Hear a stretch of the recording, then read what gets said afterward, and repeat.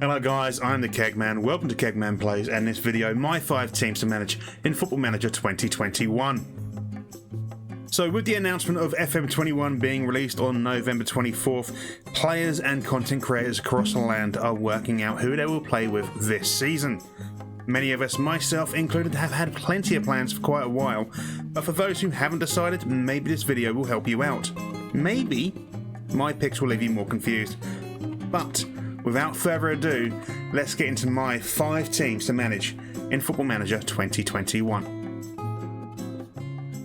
Founded in 1953 and playing at the 32,000 capacity Rudolf Harbig Stadion, Dynamo Dresden are one of the most successful clubs in East German football, having won 8 league titles. After the reunification of Germany, the East German outfit only spent 4 seasons in the German top flight before falling down the leagues, currently finding themselves in the Dry Liga. Dynamo still have a large and loyal following, and with the facilities they have, you could take them from modern day obscurity to their former glory. A true Gefallener Riser. So here we are guys at Dynamo Dresden. So you would have seen that a little sort of montage beforehand. I don't want to be talking about this too much. This is FM20, so things might not necessarily actually represent themselves in FM21 the same way. But this is the most updated transfer database I could find. Shout out to FMI and Motatan, or Richard, for making that and keeping everyone updated. But yeah, let's have a quick look at Dynamo Dresden. As you can see, there's 18,000 season ticket holders here, and they've actually got a really good key player in Yannick Stark. I mean, he's really good, by the way. I've been raving about Yannick Stark for years. I think he's someone who could do a very good job in the Premier League. But this is a man who's going to be in the 3rd tier of German football. Now, I don't know if he's going to be there next season. This is the kind of player you can work with. He's going to be a very, very good fit in the Bundesliga. They've also got a fair bit of money. If I move my head, you can see they've got around about £10 million there. They're in a good position. They're in a good position financially. Genuinely believe you can bounce back with this team. Like I say, they've got a good situation with regards to their facilities. Let's go have a quick look at their facilities. Now, they are paying us £602,000 a year for their rent. They don't actually own a stadium, but it's a 32,123 seat stadium. 20,852 seated, but it's got a capacity of 32,000. That is a really, really strong position to be in German football, especially as in-game, they don't generally give you new stadiums all too often. Clubs in Germany are fairly loath to do so, but you are going to fill that out fairly quickly, and it's going to be big enough for going into the Bundesliga and obviously then into Europe too. So you're not going to have to spend too much money on rebuilding there, which is a good place to be. Corporate facilities are average, we don't really care about those. Average training facilities, below average data analyst facilities. Good youth facilities though. Good youth facilities, fairly good there. Average academy coaching, fairly basic youth equipment. However, with the money you've got at this club, there is a very good chance you can get that youth facility level to a much higher standard, and maybe even just work on your own German talent. As we know, Germany's a fantastic place for new gens or regens, depending on how you want to call them. So yeah, I think that Dynamo Dresden will be a perfect fit for a lot of teams. Affiliate-wise, they don't really have anyone big. They do have Wacker Innsbruck in Austria as an affiliate, as you can see over here. It might be very useful. Just say it's a mutual beneficial relationship, but you might be able to negotiate that into something that's a bit better for you, and maybe pull some of the decent players from the Wacker Innsbruck facilities, or their schedule facilities. Their facilities over there. Again, great youth facilities, adequate recruitment. There's a good chance you're going to be able to nick some youngsters there. And obviously, being Austrian, they automatically speak German too. So, there we go. That is Dynamo Dresden. On to Club 2. Spezia Calcio were founded in 1906, and this season Le Acolotti will be in the top flight of Italian football for the very first time. In the 1920 season, the club from Liguria beat Chievo and Frosinone in the promotion playoffs and will be hoping to cement their place in the Serie A. They don't have the best facilities in the league, nor does a 10,000-seat Alberto Pico attract the biggest names in football, but with the right investments, you could turn the new boys into title contenders. Le Aquile prendono luce.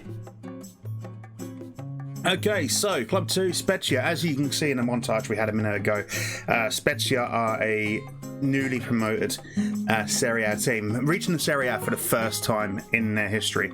That, I believe, is reason enough alone to have a look at this club. You might be able to turn them into an absolute powerhouse. As we can see, financially, around about £3 million in the bank. Not huge amounts. Transfer budget is basically non-existent. You're going to have to do a little bit of work in order to get things going there. They do have some youngsters though, but we'll have a look at the key player first.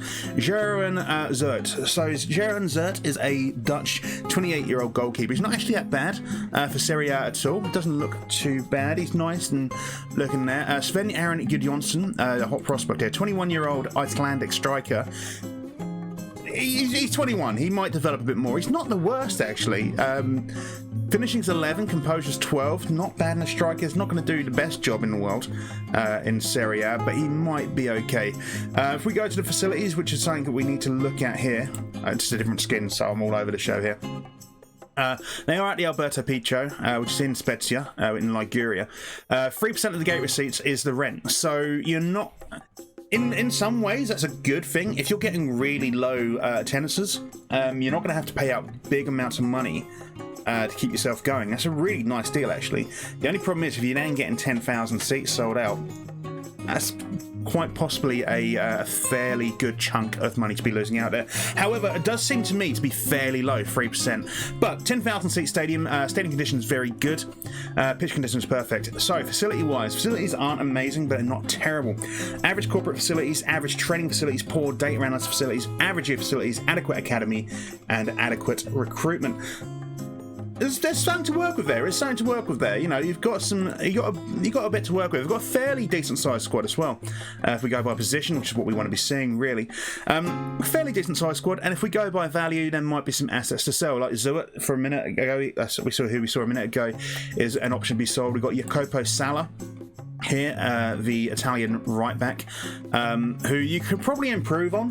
He's pretty good though, but it's up to you. I mean, there's a few things we can do in order to make this team that a little bit better. Maybe get a bit of finances to bring some youngsters. I mean, Zert's on £27,000 a year, for example. Like I say, the financial side of things aren't necessarily accurate of what's going to be in FM21 as we are looking at FM20. But I mean, £27,000 of an £88,000 wage budget, that's a lot of money. That's a lot of money. Anyway, I digress. Off to Club 3. It pains me to suggest this team thanks to my long-term fondness for their local rivals Blau-Weiß Linz, but die Schwarz-Weißen are a team with history in the Austrian Bundesliga. In the 1920 season, LasK had their best chance to end their 55-year wait for a title and overthrow league rivals RB Salzburg. However, the then league leaders were deducted 12 points for breaching COVID-19 safety and social distancing rules. The club also received a €75,000 fine. LasK have also been doing well in Europe and managed to progress past the group stages of Europa League, unfortunately crashing out to Manchester United. The club plays their league games at the 6,000 capacity Waldstadion, whilst playing their European games at the larger 14,000 seat Linterstadion. Geheimer Favorit. Okay, so Club 3, LasK Linz. As previously mentioned at the start of the montage, not my favourite club in the world. Not my favourite club in the world. I'm very much a Blau-Weiß Linz fan. So talking about a rival club in this way does feel really, it hurts me. But this is LasK, who we talked about a little while ago. It's worth pointing out it's not LasK Linz, it is LasK. They did drop the Linz name in 2017 from rightly. It was to do with a failed takeover or a failed merger. I can't remember exactly what the details are, but there we are. But this is the club, £13 million in the bank. I'll move myself over here again. And in a very, very strong position to actually push to win the Bundesliga, the Austrian Bundesliga, that is. Honestly, it's just one of these clubs that you look at and you think they could do a job. It says here the city is passing the capacity 7,000. Not according to the information that I found, clearly. But they're saying that at the World Stadion, 7,152, 5,000 seated. Not according to the information I found, hence the montage. But, you know, a few extra seats. They do play their games, like I say, in the Linzer Stadion for European games. Whether that will be the case here, I'm sure it is. I think there's a forced move if your stadium's under a certain size. But let's have a look at certain things here. Let's have a look at other facilities. So, good corporate facilities, we don't care about. Great training facilities, we do care about. Basic data analysis facilities, good youth facilities, good academy coaching, and adequate recruitment. So, in a fairly good position to maybe move on and develop youngsters, and I've played in Austria a few times now. I've seen the development of youngsters at LasK. They do bring in some good players. They develop some really good players as well. They are renting the stadium £413,000 a year. It does seem a little bit steep, but maybe not too bad. If we go back to the profile, you can see their key player here is Alexander Schlager, who is, honestly, for the Austrian Bundesliga, he's a really good goalkeeper. A very good goalkeeper indeed. 2.8 million, 4.8k a week isn't too bad. You might be able to sell him on and bring in someone a bit younger, maybe loan in someone else. Maybe like Van der Voort, who is from the Netherlands. There is one thing to note with the Austrian league, though. There is one thing to note. There is a maximum of 7 non-EU players. So you can bring in whoever you want. There is no work permit ruling at all. You are allowed a maximum of 7 non-EU players. So if you're thinking about selling up half the squad and then raiding Argentina, think again, it's not going to happen. The hot prospect is Thomas Sabitzer, who I think a lot of us know about. I think we're seeing him develop a little bit. He looks like nothing special, but I imagine that he's going to get a little bit of an attribute boost going in to FM21. But yeah, like I say, a nice little club. Europa League they're in. It's going to be, honestly, I do rate them as a club to be played as in FM21. I absolutely rate the Austrian Bundesliga as a league to play as in FM21. I've played there a few times now and it's amazing. But yeah, LasK, strong position right now in real life. Cocked things up. Worth looking at. Worth looking at. On to Team 4. I think you'll like Team 4. On to Team 4. Looking outside of Europe now, for you travellers out there, we find ourselves in the East Asian Republic of South Korea on the truly beautiful Jeju Island. Jeju United ply their trade in the K-League, and the Mountaineers are the bridesmaids of Korean football. Having last won the league in 1989, Jeju have since finished second 4 times, third twice, and fourth 5 times. In 2019, they finished 12th and were relegated for the first time in their history. Their record in the Korean Cup is also relatively poor, having reached the semi-final 7 times, but never taking the next step to the final. In 2001, the club moved into the vacant Jeju World Cup Stadium, a state-of-the-art 35,000 seat venue built for the World Cup. Kandun Sanga climbed back up the mountain. Jeju United then. Jeju United. A team that I'm pretty sure several of you wouldn't have thought of. Jeju United and South Korea. They're fun leagues to be in. There's some. You thought the rulings in in Austria maybe were a little bit tight. Let's go have a look at the. Oh well, this is the wrong thing. This is me accidentally in charge of another team. Let's go have a look at the K League over here. So the K League, when it comes to rules, I believe you're only allowed 4 foreign players. Okay, so maximum of 5 foreign players, a maximum of 4 foreign players, not including Southeast Asian players, maximum of 3 foreign players, not including Asian players. Now, it might sound confusing. Oh, you're not allowed any foreign goalkeepers either. You've got to have South Korean goalkeepers. So basically, you're allowed 5 foreign players, but you've got to have 3 of them who are from Asia, 1 of them who's from Southeast Asia, and you're allowed 1 non-Southeast Asian, if I remember rightly. It's been a while since I played here. So yeah, you're on a tighter. You really are tight for who you can pick up. You've really got to think about who you're selling, who you're bringing in. It really does make a big difference. Because of how things work, the Korean League runs at a different time to Europe. So they've actually got a league going on at the moment. They're in 12th in the Hana K League 1. They've actually been relegated in real life, hence why I put them forward as an option. But they're looking quite good. They've got a 35,000 seat, or the 35,000 capacity Jeju World Cup Stadium, which is a wonderful stadium, as you would have seen in the montage. They've got a fair bit of money. Again, like 5.39 million in South Korea is pretty good. They've got a budget of 5.5 million. Again, might not necessarily be the case when you go into FM21. Key player is Yoon Bo-sang. who is a tasty little goalkeeper for this league. South Korea is not the strongest league in the world. One of your biggest things you're going to have to worry about with South Korea is if you do get to the Asian World Cup, the Asian Champions League, sorry. What did I say, World Cup? Asian Champions League. And yeah, you're going to have a few things to be basically China can buy whoever they want. That's the thing. You're gonna struggle. But it makes it a challenge. You can develop your own players. There's some good players to develop here. Let's have a look at Seo Jin-soo, their hot prospect, striker. Not bad for the League Two. I don't know if he's going to get a boost in real life. I don't really know much about their players in real life. There are a few players I've heard of, however.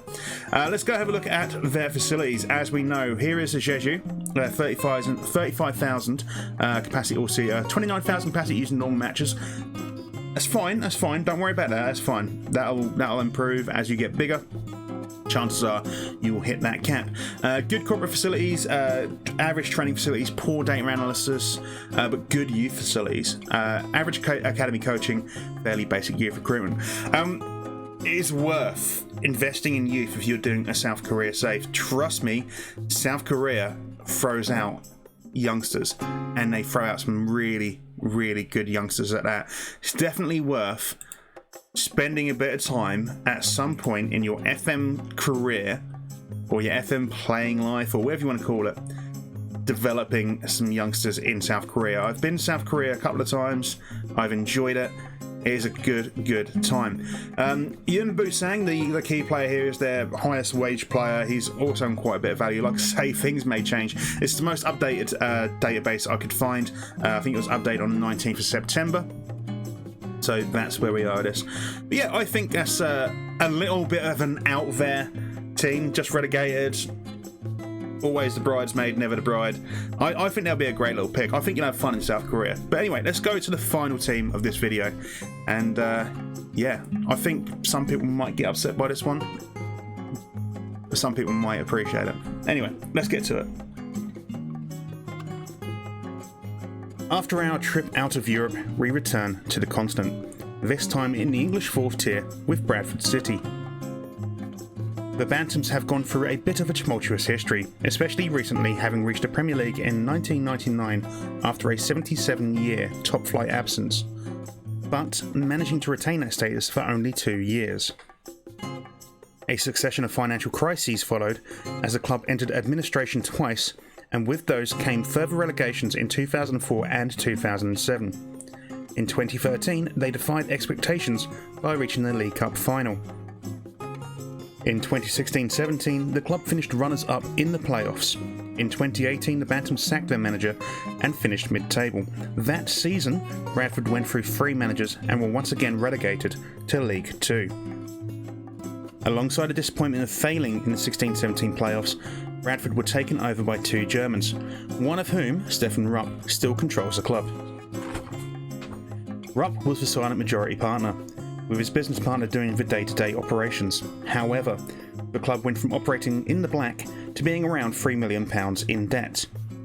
As a result, the bulk of their squad is made up of academy graduates.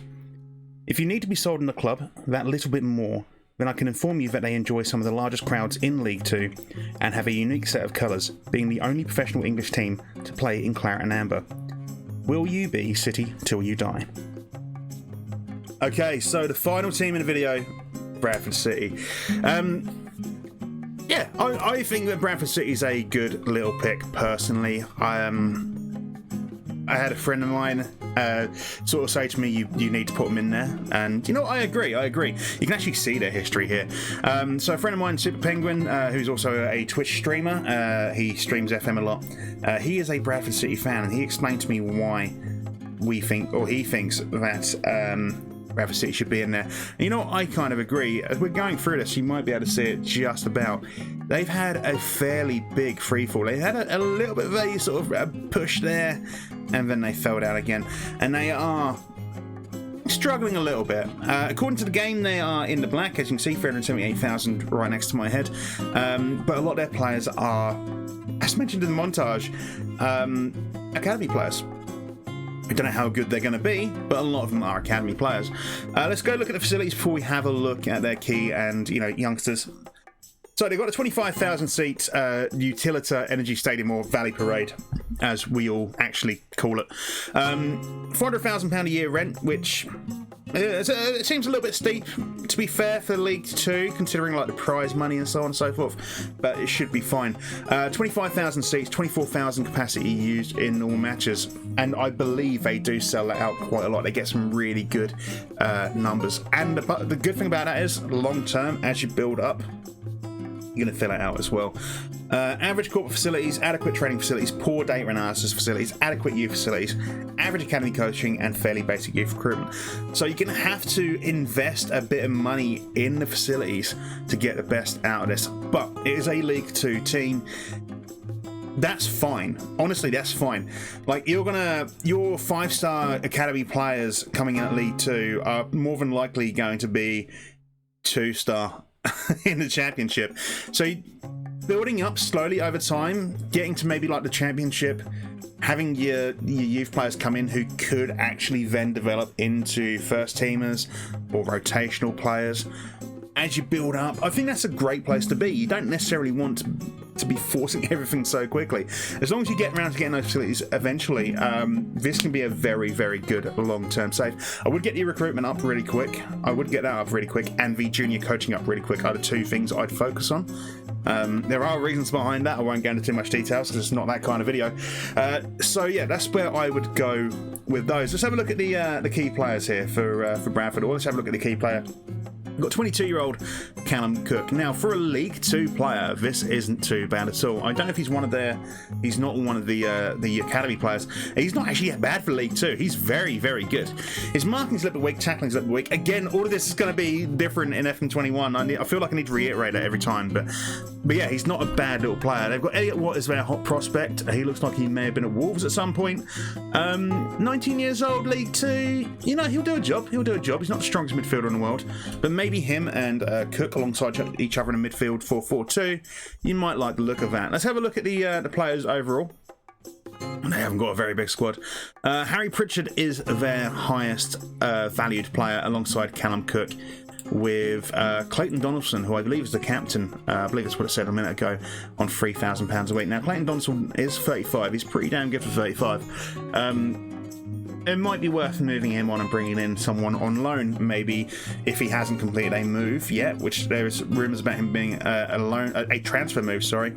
Maybe loaning in someone like Ryan Brewster, who we all love to loan in FM20. I don't know, there's so much you can do with League 2, with getting overpowered Premier League players on loan for pennies, sometimes nothing, in order to boost your standing in the lower leagues, and you can normally do it very quickly. And with a club like Bradford, who have still got a bit of a reputation, have still got a bit of a decent sized stadium, it might be worth doing. But anyway, those are my final picks, and we'll wrap up. We'll wrap up.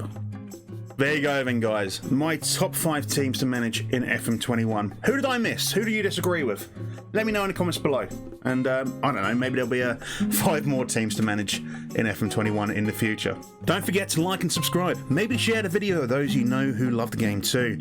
You can follow me over on Twitter and Twitch by following the links in the description. I've also handpicked a video for you to watch straight after this one.